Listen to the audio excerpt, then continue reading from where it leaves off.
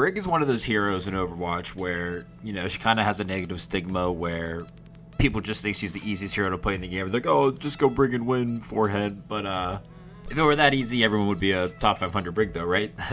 So with that being said, things we're going to go over in this video are what Brig is valuable, her priorities and abilities, survivability in playing for the long fight, and lastly, this one's not really required, but this is going to be kind of in-game managing.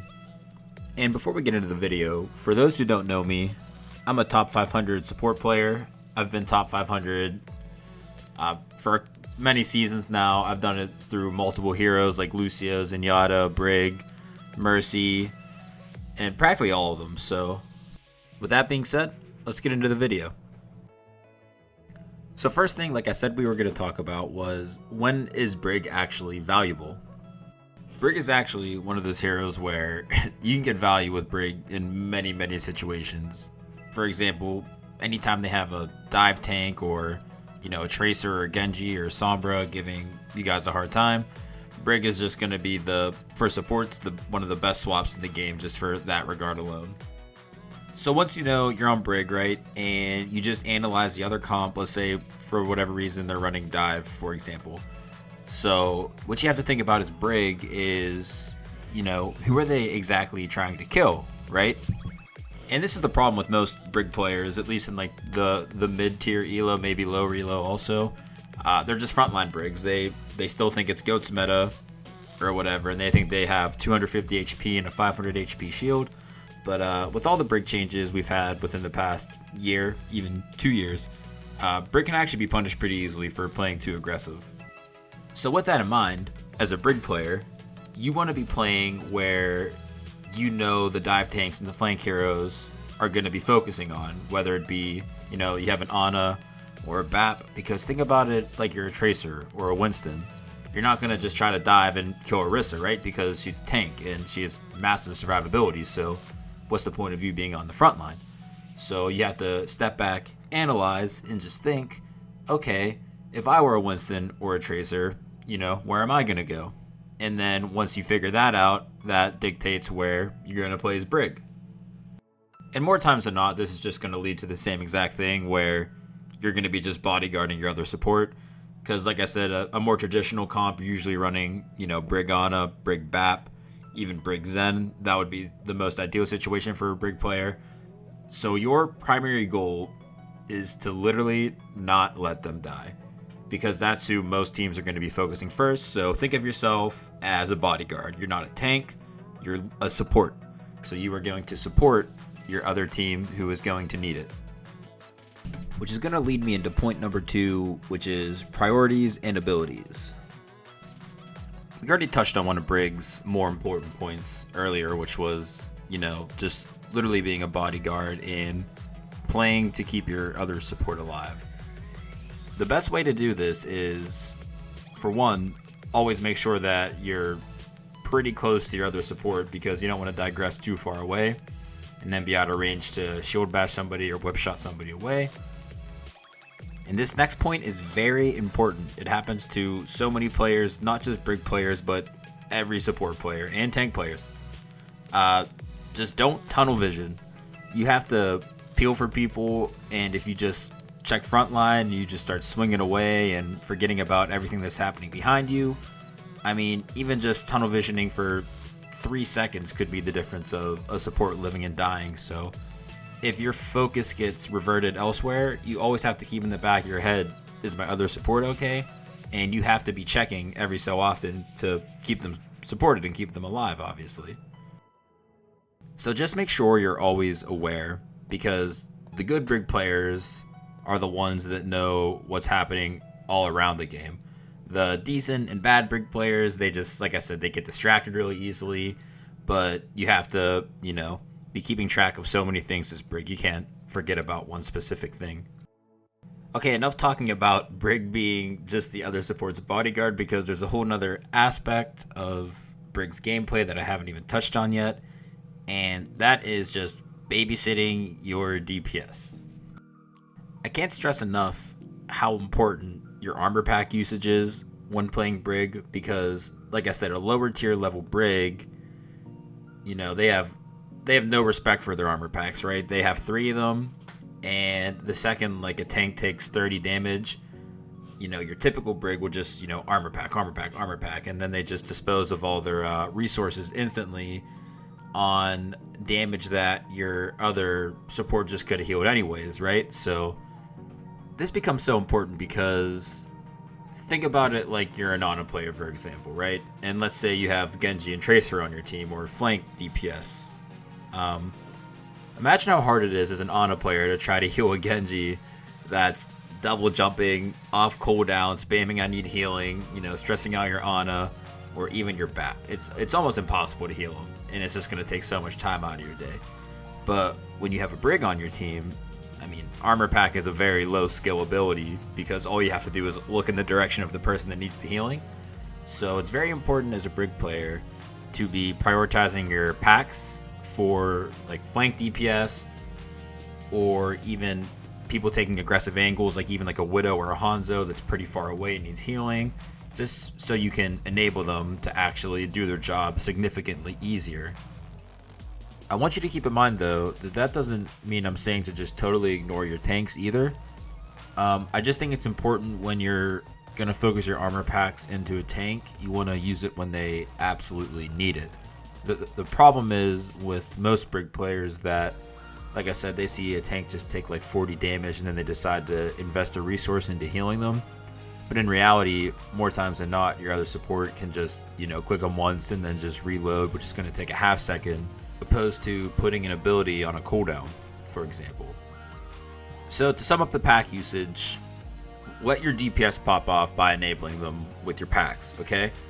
But also keep in mind, there's always going to be different sorts of scenarios in Overwatch where things don't go according to plan, so you obviously have to care for your tanks also when the time comes. So I would definitely, at the very least, just be wary of your pack usage and always try to make sure you have one available just in case, someone's really going to need it. Which is going to lead me into another one of her abilities, which is Whip Shot. Whip Shot is a good ability that's going to be used for peeling for people that are going to need help, and also maybe even more importantly, this is going to be your best way to proc Inspire from a pretty safe position. Since you're going to be adopting your playstyle and you're going to be playing a little bit further back, like I've been saying to you guys in this video, you might notice it's a little bit harder to proc Inspire just by swinging your mace like you normally would being in the front line. So it's really important to keep in mind, if you don't need Whip Shot for any sort of peel or anything of that nature, you want to use Whip Shot to proc your Inspire on a target that you're pretty confident you're going to be able to hit. I want you to keep in mind though, please don't panic about not proccing Inspire as much as you used to or things like that, because I think about it this way, okay? So you're supposed to be playing Brig, like I said, when there's flankers or dive heroes, etc. So if you're in the back line protecting people who are prone to get dove, and you're having a hard time proccing Inspire, that normally means that the people that are trying to kill your other support aren't really doing anything. So don't make that a reason to panic and try to push up and, put yourself in a sticky situation, for example.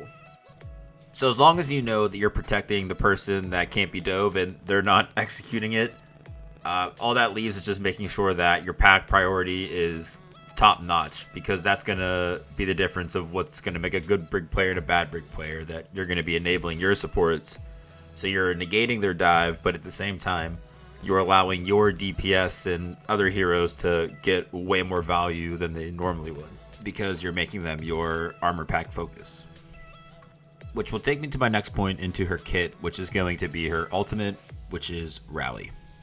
So if you guys are tired of hearing all the passive advice, because you should be kind of playing Brig like more of a passive, defensive, supporting hero, well, now's your time to change the pace. Rally's going to be that ability that you're going to be able to pop, and you can actually kind of take yourself into the front line, or at least be able to push up a little bit and to be able to add a little bit of more pressure to their team and hopefully land some kills, because you're going to have an insane amount of sustain. There's 2 things I want you to keep in mind though while you're doing this, okay? So yes, you want to play a little more aggressive while you're using Rally, but please pay attention to when rally is about to end.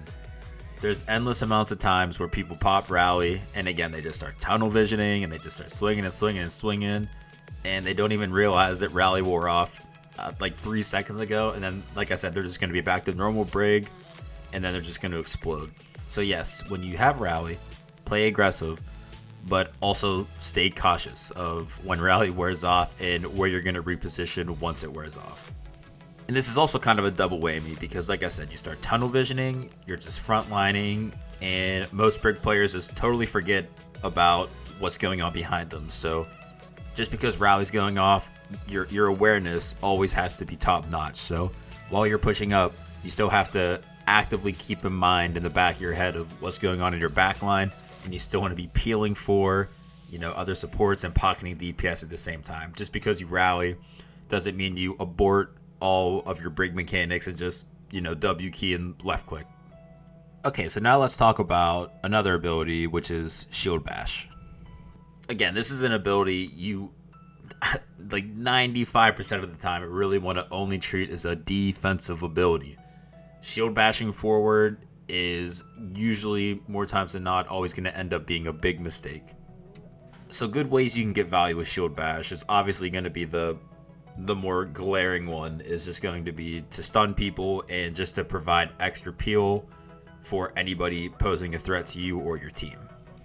But I think a way most people don't consider it as is actually it's still a mobility move, right? So if you ever overextend by accident, or let's just say, someone lands a good dive on your team, I mean, you can use Shield Bash just to, create some space for yourself. So you never want to Shield Bash forward, but don't be afraid to use Shield Bash to go backwards and create some space, thus increasing your survivability as well.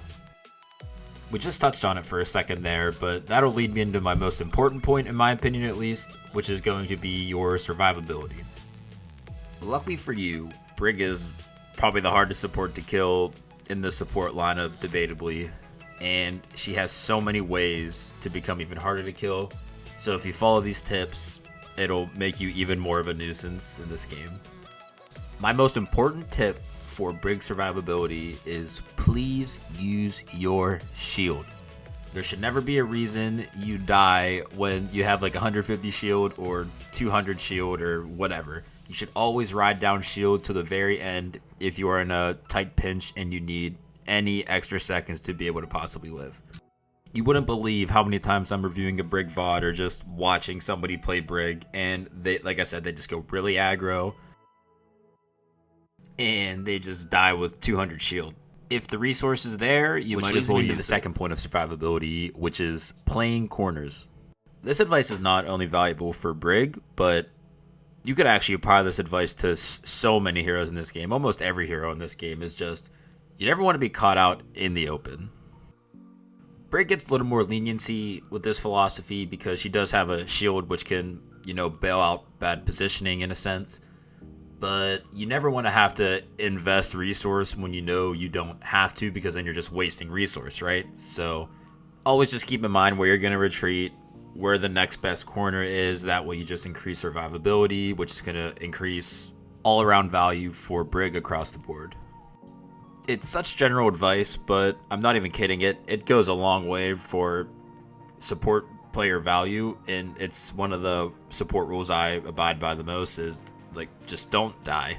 I mean, just try to find ways to live always, and I think that alone is just going to help you in the long run.